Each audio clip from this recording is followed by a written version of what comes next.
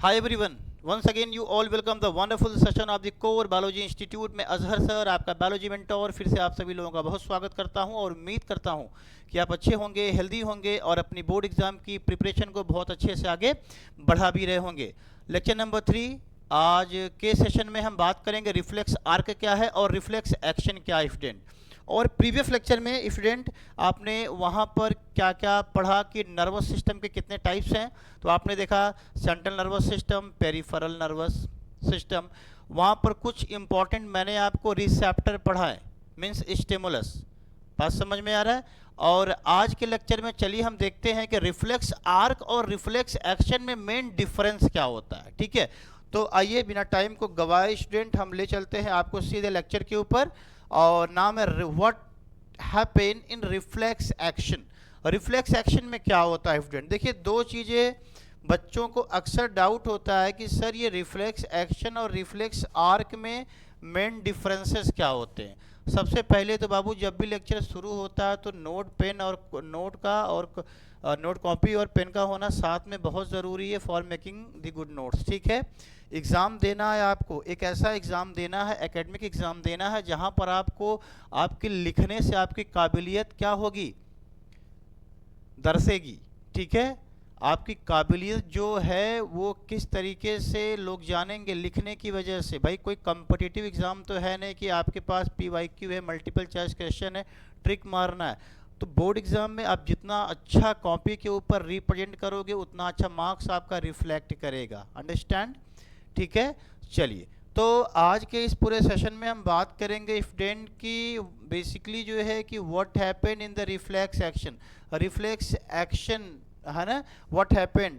भाई reflex action में क्या होता है, किस तरीके का फंक्शन है रिफ्लेक्स एक्शन। तो आइए देख लेते हैं रिफ्लेक्स एक्शन क्या है बेटा। और reflex action differently known as reflex, क्या बोलते हैं इसी को? रिफ्लेक्स कहते हैं। समझाऊंगा एग्जांपल देके विथ एनसीईआरटी डायग्राम ऑल्सो। ठीक है, और रिफ्लेक्स एक्शन को हम क्या कह दिए भैया? रिफ्लेक्स भी कह रहे हैं। क्या कह रहे हैं? रिफ्लेक्स। ठीक है, it is the involuntary and nearly, ठीक है, instantaneous movement in response to the stimulus. ठीक है, अब बच्चा इसका मतलब है, देखो रिफ्लेक्स क्या होता है? जो सडन वर्क होता है, जो सडन बॉडी में एक्शन होता है उसी को रिफ्लेक्स कहते हैं। क्या कहते हैं? रिफ्लेक्स। अभी समझाऊंगा। जो बॉडी में सडन एक्शन हो रहा है, अचानक से कोई काम हो रहा है, उसी को क्या कहते हैं? रिफ्लेक्स। और वो किसी स्टिमुलस के थ्रू होगा। अब देखो यहाँ पर एक टर्म आया है कि इन्वायरमेंट में भैया क्या है आपके जो है कुछ स्टिमुलस है। स्टिमुलस क्या हो सकता है भाई? हीट हो सकता है, कोल्ड हो सकता है, मतलब जिससे हमारी बॉडी एक्शन करे, जिससे हमारी बॉडी रिएक्ट करे, वो हमारे लिए क्या है? स्टिमुलस है।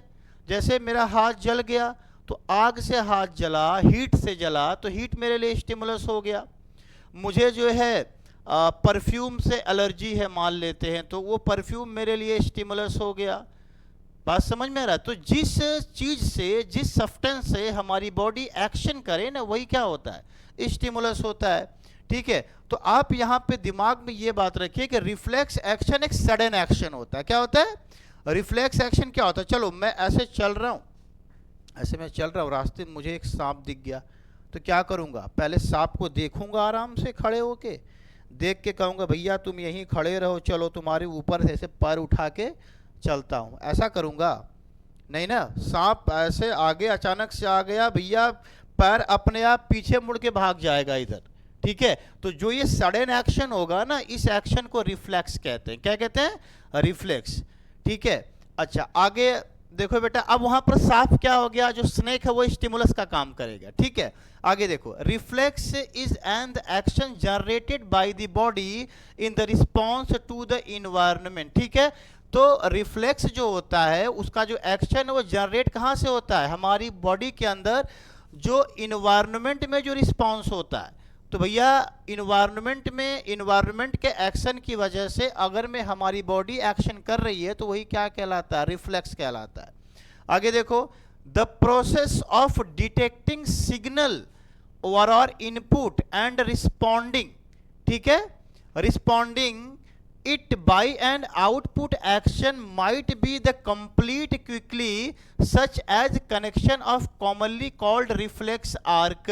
A reflex arc is formed in the spinal cord itself, although the information input goes one of reach the brain. In higher animal, most sensory neurons do not pass directly into the brain, but synapse is the spinal cord reflex arc continue to be more efficient and quick response. देखिए, आप अगर मैं आपको note बनाना लिखना ये सारी चीजें बहुत इंपॉर्टेंट है, वो अलग बात है, ठीक है, लेकिन पहले आप समझिएगा स्टूडेंट कि जो रिफ्लेक्स एक्शन होता है, क्या बाबू, जो रिफ्लेक्स एक्शन होता है, रिफ्लेक्स एक्शन, ठीक है, ये क्या होता है ये भी लिख लीजिए। और रिफ्लेक्स एक्शन की मैं आपको डेफिनेशन लिखवा दे रहा हूं। Reflex action is the voluntary action, क्या है यहां पर लिख लीजिएगा, reflex action, reflex action, just minute wait student, reflex action, reflex action क्या होता है student, reflex action is the involuntary action, involuntary action to a stimulus, to a stimulus। ये बात समझ में आ रही है आपको? जो स्टूडेंट जो रिफ्लेक्स एक्शन होता है, जो रिफ्लेक्स एक्शन होता है, ये इनवॉल्वेंट्री एक्शन होता है। अब आपके दिमाग में क्वेश्चन भी चल रहा होगा, sir what is the meaning of the involuntary action. बेटा ऐसा एक्शन, बॉडी में ऐसा एक्शन जो हमारे कंट्रोल में नहीं होता, उसे इनवॉल्वेंट्री एक्शन कहते हैं। जैसे सलाइवेशन, जैसे आपने कोई चीज देखी अच्छी खाने वाली, मुंह में सलाइवा पानी आने लगा, क्या उसे आप कंट्रोल कर सकते हो? नहीं, इसे कहते हैं इनवॉल्वेंट्री एक्शन। ब्लिंकिंग ऑफ आई, पलकों का झपकना, ये आपके कंट्रोल में नहीं है। हार्ट बीट, ठीक है, ये आपके कंट्रोल में नहीं है। बॉडी में ऐसा एक्शन जो आपके कंट्रोल में नहीं है, ठीक है, उसे क्या बोलते हैं? इनवॉल्वेंट्री एक्शन कहते हैं। तो रिफ्लेक्स एक्शन किस एक्शन में आता है? इनवॉल्वेंट्री एक्शन में आता है। तो रिफ्लेक्स एक्शन की डेफिनेशन याद रखिएगा कि reflex action is the involuntary action to a stimulus, ठीक है। अच्छा, अब अगला रिफ्लेक्स आर्क क्या होता है? बच्चों को अक्सर सवाल होता है, सर रिफ्लेक्स एक्शन और रिफ्लेक्स आर्क में सबसे पहले हमें डिफरेंस बताइए। यहां पर जो बात लिखी है अभी उसको मैं इमेज के थ्रू आपको समझाऊंगा, आप टेंशन नहीं लीजिए, ठीक है। रिफ्लेक्स आर्क क्या होता है स्टूडेंट? आइए ध्यान से देखते हैं रिफ्लेक्स आर्क क्या होता है। रिफ्लेक्स एक्शन की आप डेफिनेशन लिख ही चुके होंगे। तो रिफ्लेक्स आर्क की डेफिनेशन होती है बेटा, reflex arc if the neural pathway, ठीक है। रिफ्लेक्स आर्क क्या होता है? Reflex arc is a neural pathway, is a neural pathway, ठीक है, that control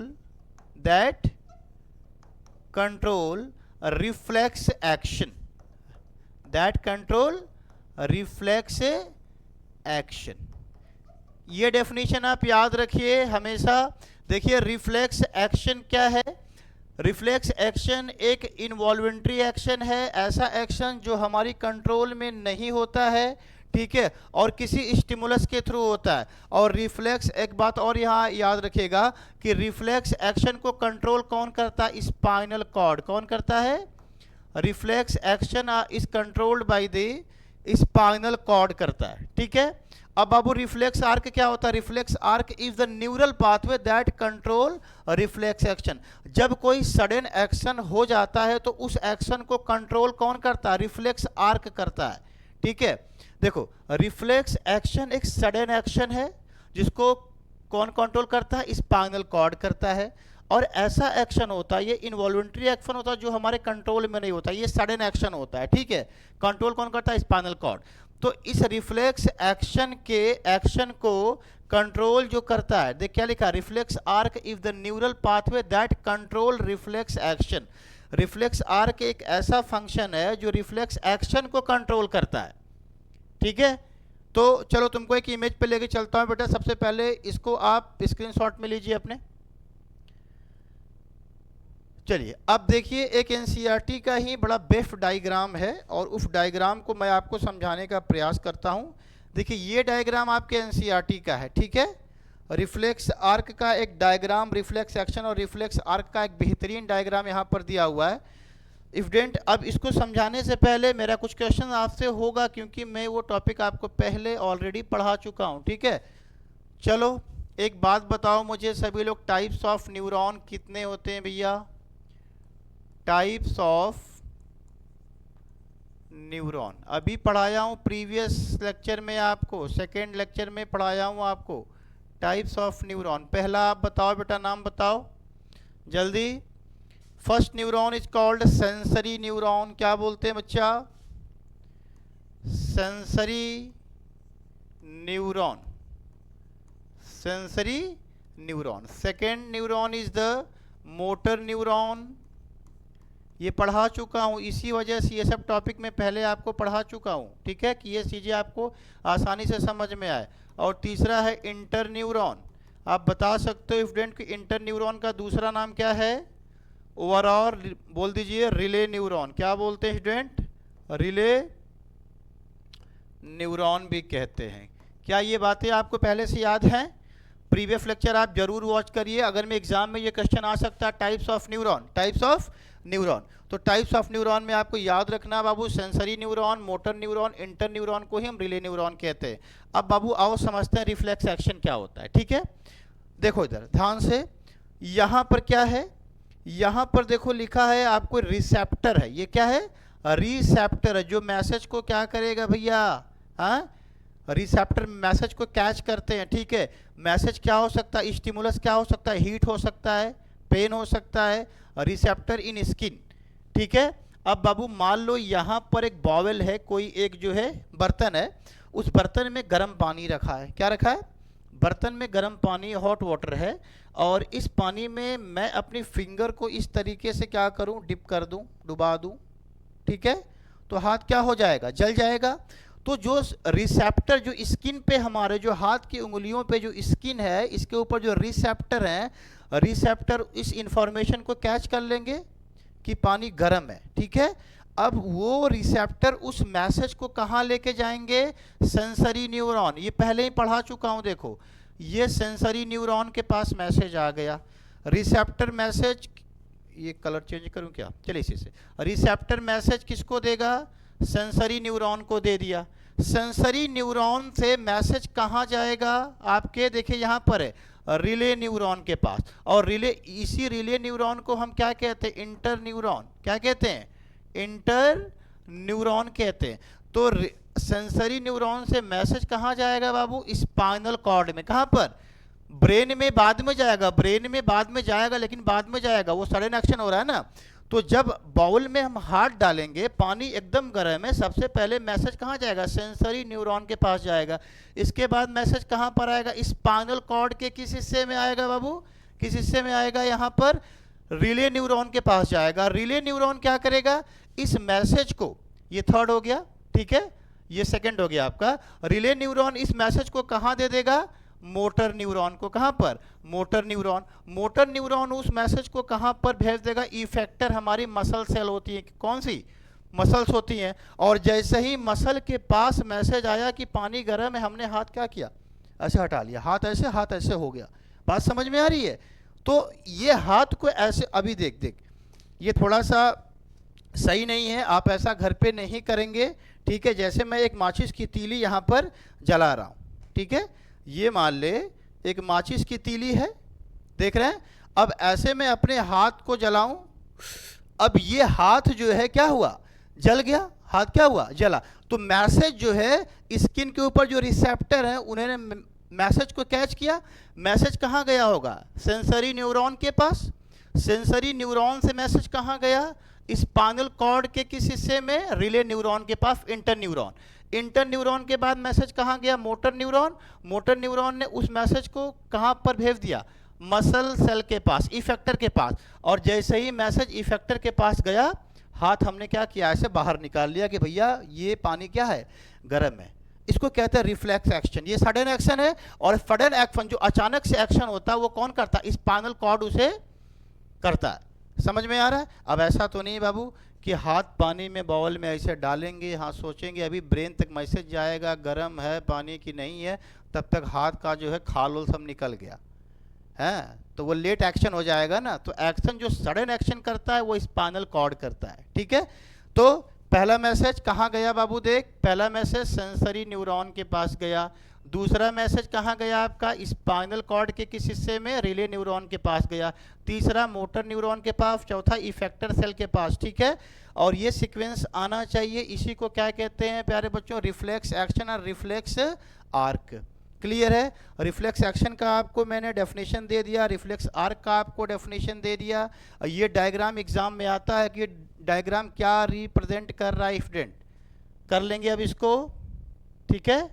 तो फिर नेक्स्ट लेक्चर में हम वहाँ पर आपको पढ़ाएंगे कि वॉल्यूंटरी एक्शन क्या होता है और इनवॉल्यूंटरी एक्शन क्या होता है। आप बताइए, क्वेश्चन का आंसर दीजिए कि reflex action is the voluntary action और इनवॉल्यूंटरी एक्शन। रिफ्लेक्स एक्शन कैसा एक्शन है, वॉल्यूंटरी की इनवॉल्यूंटरी? आप बोलोगे कि सर रिफ्लेक्स एक्शन जो होता है वो सडन एक्शन होता है, तो इस वजह से इनवॉल्यूंटरी एक्शन में होता है। तो दो बात याद रखो, वॉल्यूंटरी एक्शन में ऐसे एक्शन आएंगे जो हमारे कंट्रोल में रहें। जैसे मेरा मन कर रहा है भाई कि ये पेन मैं नीचे रख दूं, नीचे रख दिया,